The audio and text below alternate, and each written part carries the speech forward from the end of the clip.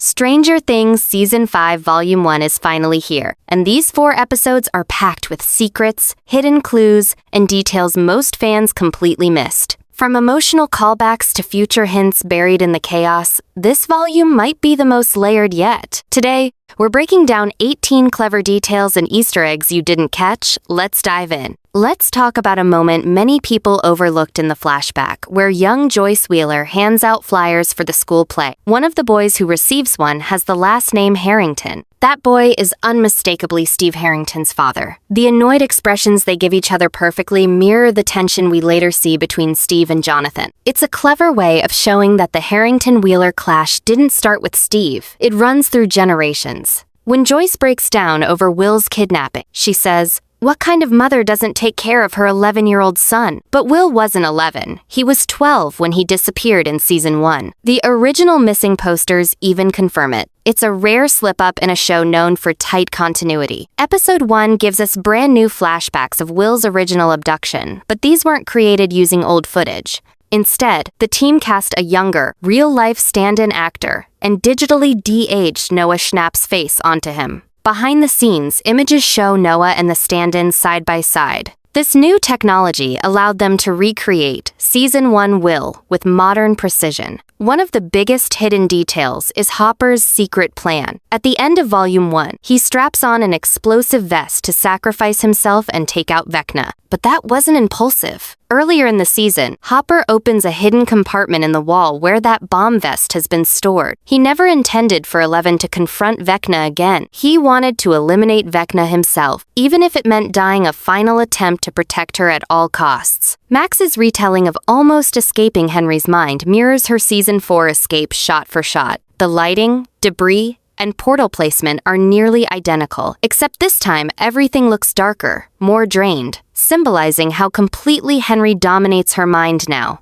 It's a visual sign that her second chance was never really a chance at all. When Robin pulls Will aside, claiming she needs help with a flux capacitor, fans of Back to the Future immediately recognize the reference. A flux capacitor doesn't exist in Hawkins. It's Doc Brown's time travel invention from the movie. Robin just needed an excuse to pull Will away from Joyce's overprotectiveness. Later, when Eleven heals Hopper, she mentions that Max taught her how to do it years ago. That's a callback to Season 3, Episode 7, when Max tended to Eleven's ankle after fighting the Mind Flayer. It shows that Max's compassion left a bigger mark on Eleven than we realized. Another eerie moment comes from Holly in Henry Creel's house. She tries on a dress that is identical to the one worn by Alice Creel, Henry's sister. This raises the disturbing possibility that Holly reminded Henry of Alice, which might be why he targeted her. Will's newfound powers come with a striking detail. When he destroys the Demogorgons, he raises both arms in a triumphant pose, the same gesture he made as a kid when defeating monsters in Dungeons & Dragons. It's a nostalgic callback, showing how Will's imagination from childhood now bleeds directly into his real abilities. One of the funniest behind-the-scenes secrets comes from Sadie Singh. She confirmed that all her coma scenes were filmed in a single, long day, and she genuinely fell asleep several times. The cast had full conversations while Sadie slept during takes. So in many shots of Max lying motionless, she wasn't acting, she was actually asleep. Let's jump to Henry Creel's school play flyer. If you look closely, it doesn't just show his name. It's filled with familiar Hawkins families. James Hopper appears, hinting at Chief Hopper's father. Joyce is listed under her maiden name, Maldonado. Karen shows up too, back when she was still Karen Childress before marrying Ted Wheeler, who is also on the flyer. You can even spot Alan Munson,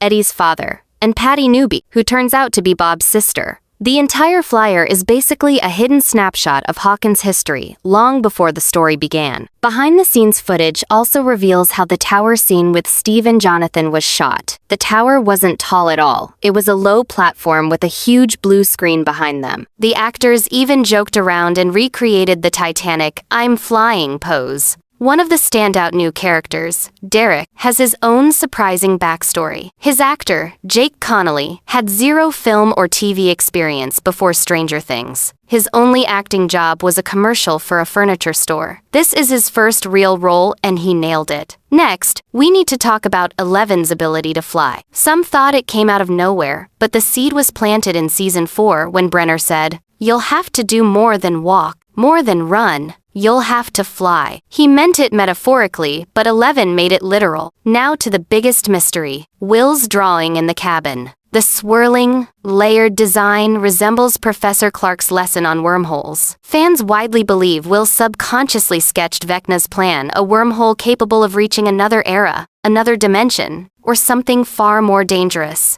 This theory grew stronger when the episode titles for Volume 2 were revealed. Episode 7 is called The Bridge. This strongly suggests Vecna is building a connection, a passage leading to something beyond even the Mind Flayer. When Will first stops the Demogorgons, his hand is positioned exactly the way Vecna shapes his own, same angles, same tension. It confirms their abilities come from the same source, foreshadowing a massive confrontation or connection between the two. One of the biggest surprises of the season was the return of Kali number 8. The Duffer Brothers said they brought her back because they didn't want any storyline left unfinished. Callie felt like an abandoned character, and Season 5 gives her closure, so every thread from the past can come together for the finale. Patty's connection to Henry goes much deeper than a simple name reference. In the official stage play Stranger Things, The First Shadow, she was Henry's high school love interest, and he even came close to harming her under the Mind Flayer's influence. That storyline is canon, making her presence in Season 5 a meaningful hint toward what may unfold in Volume 2.